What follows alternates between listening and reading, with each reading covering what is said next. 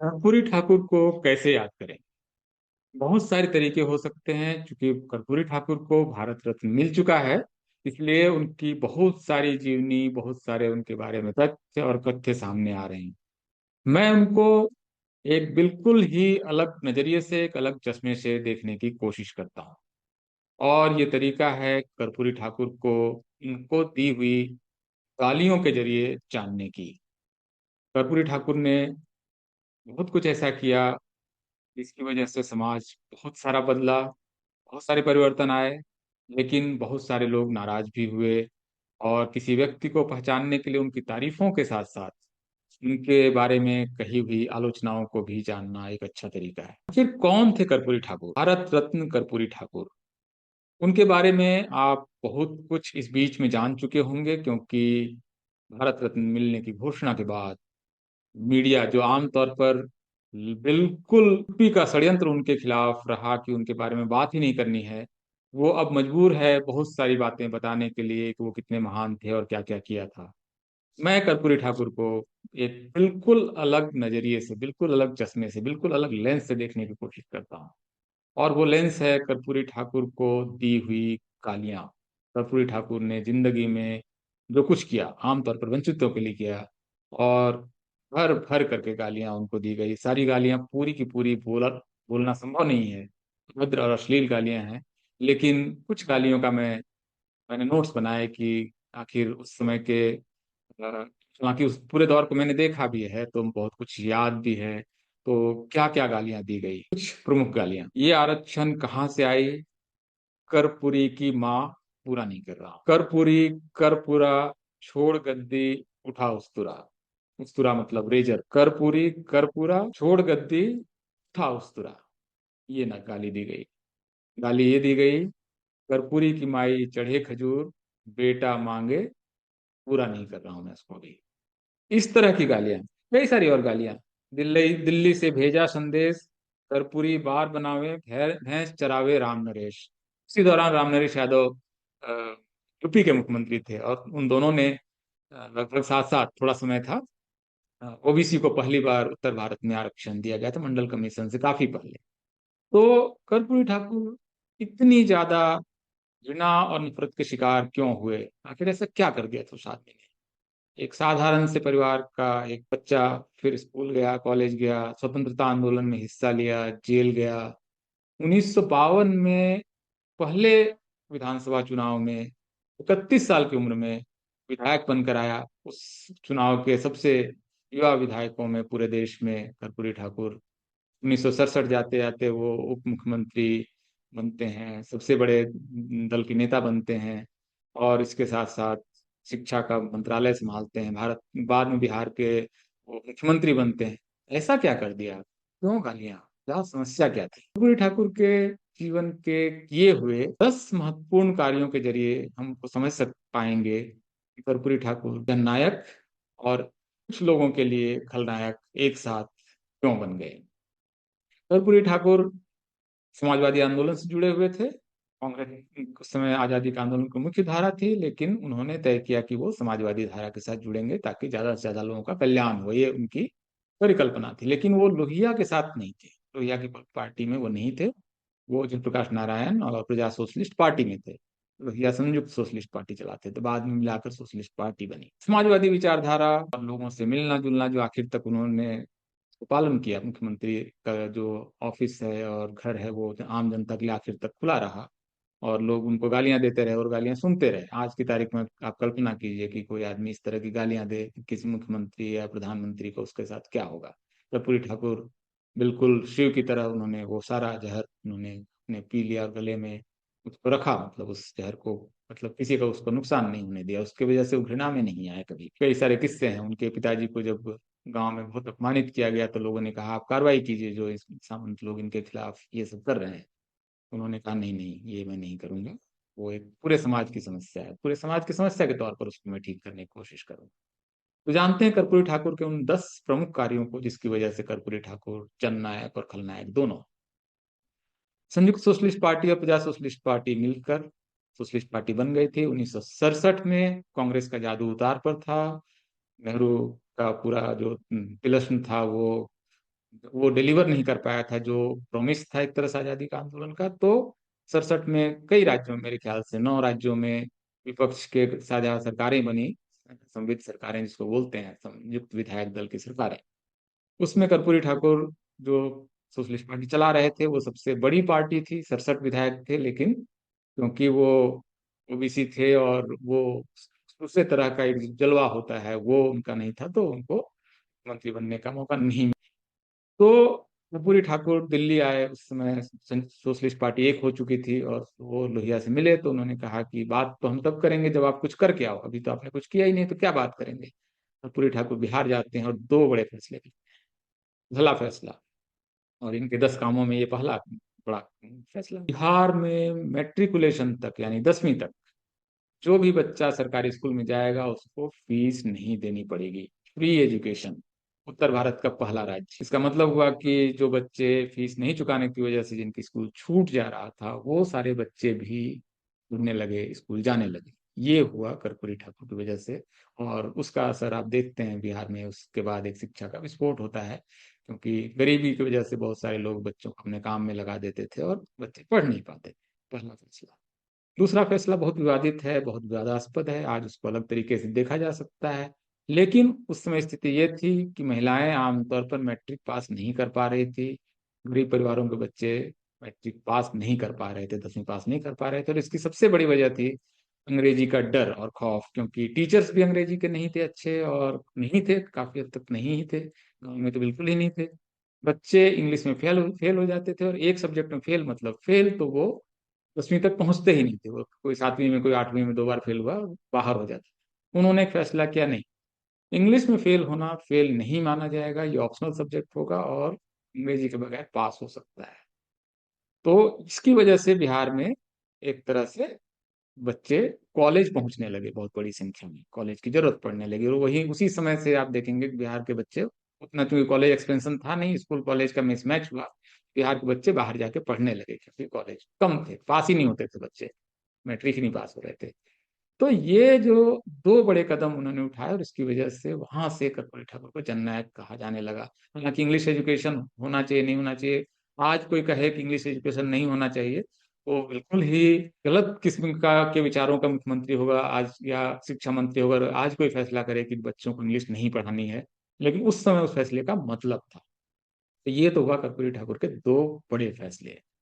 कर्पूरी ठाकुर इसके बाद लगातार कुछ और बड़े फैसले करते हैं। उन्होंने फैसला किया कि जिन खेतों से, जहां पर असिंचित खेत है, या पूरे पूरे समय पानी नहीं रहता है, मिलता है, और लाभकारी खेती नहीं है, उनका लगान माफ। लगान माफ।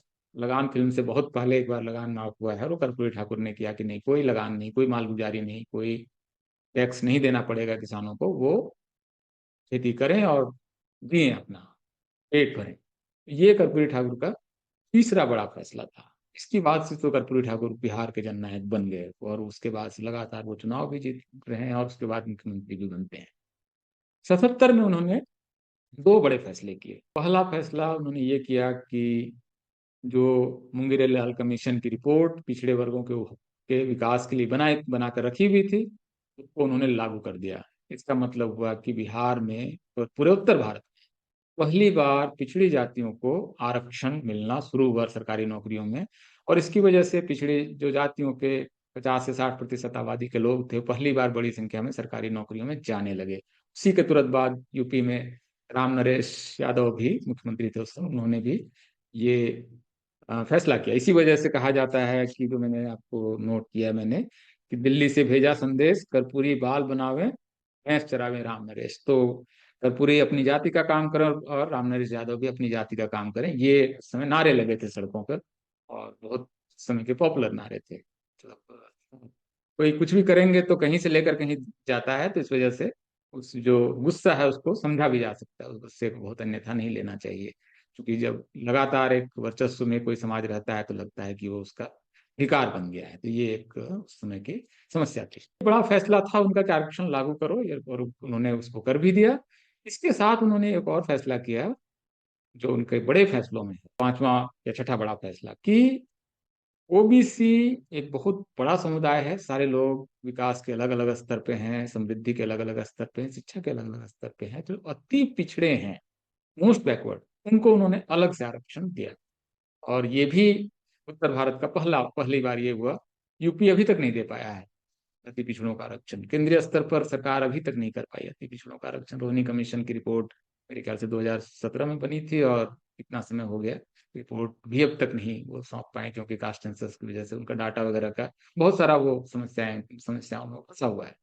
तो ये एक बहुत बड़ा फैसला उस समय अति पिछड़ों का। इस वजह से सरकारी नौकरियों में आप पाएंगे अभी भी बिहार में, तो सबसे बड़ा जो सोशल ग्रुप है जिस सरकारी नौकरियों में, वो अति पिछड़ों का है, और काफी अच्छी संख्या में उनको नौकरी मिलती है। और वो नौकरी कोई और पिछड़ा नहीं ले सकता है, ओबीसी एमबीसी की नौकरी नहीं ले सकता है। और बहुत सख्ती से लागू है। तो ये एक अच्छी व्यवस्था उन्होंने की। दक्षिण भारत में ये है पहले से ही, लेके सब जगह। कर्नाटक इन जगहों पे है मोस्ट बैकवर्ड का कॉन्सेप्ट। बिहार में, उत्तर भारत में पहली बार आया ये। एक और बड़ा फैसला, शेड्यूल कास्ट बहुत सारा अत्याचार झेल रहे थे और उनके अत्याचारों से उनकी मुक्ति नहीं हो रही थी। उन्होंने फैसला किया, न सिर्फ शेड्यूल कास्ट के लोगों को, अनुसूचित जाति के लोगों को बंदूक के लाइसेंस दिए जाएंगे, बल्कि सरकार खरीद कर उनको बंदूक देगी। और ये बहुत ही मतलब क्रांतिकारी फैसला था, बहुत साहसिक फैसला था। और इंदिरा गांधी ने इस फैसले का विरोध किया था, जो अखबारों की फर्स्ट हेडलाइन बनी थी उस समय, कि दिए जा रहे हैं वंचितों को, वो ठीक नहीं है। मतलब ये इंदिरा गांधी का, जब वो अपना से वो स्टेट आई थी, तो वो स्टेटमेंट भी उन्होंने दिया था, भाषण में उन्होंने कहा। तो ये उनका एक बड़ा फैसला है। इसके अलावा पूरी ठाकुर जिन तमाम वजहों से जाने जाते हैं, वो जीवन उनका सादगी भरा था। आखिर तक वो अपने छोटे से कमरे में रहे, और मुख्यमंत्री जो आवास था वो सबके लिए खुला रहा। कोई मतलब तामझाम नहीं, बहुत सामान्य ढंग से जीते थे। और करप्शन फ्री जीवन जीने और करप्शन फ्री शासन चलाने के लिए भी उनकी प्रसिद्धि है, जो एक उनका बड़ा, उनका एक तरह से उनका कंट्रीब्यूशन है। इसके अलावा कर्पूरी ठाकुर बहुत संवेदनशील व्यक्ति थे, खास करके वंचितों को लेकर। एक एक घटना बहुत चर्चित है, और बिहार में लोग उनको जानते हैं। बिहार में एक बार पटना में पुलिस ने एक सफाई कर्मचारी ठकैत डोम को पीट पीट के मार डाला किसी भी कारण से। इसके बाद जब थोड़ा बहुत उसको लेकर हंगामा शुरू हुआ, तो आमतौर पर आज की तारीख में आप देखेंगे या पहले भी, तो मुख्यमंत्री या मंत्री आमतौर पर या तो इग्नोर कर देता है या सफाई देता है। पुलिस का मनोबल कोई तोड़ना नहीं चाहता है। कर्पूरी ठाकुर ने कहा कि नहीं, ये गलत हुआ है। और कर्पूरी ठाकुर बकायदा स्मशान घाट पहुंचते हैं, एक डकैत लोगों को वो मुखाग्नि देते हैं।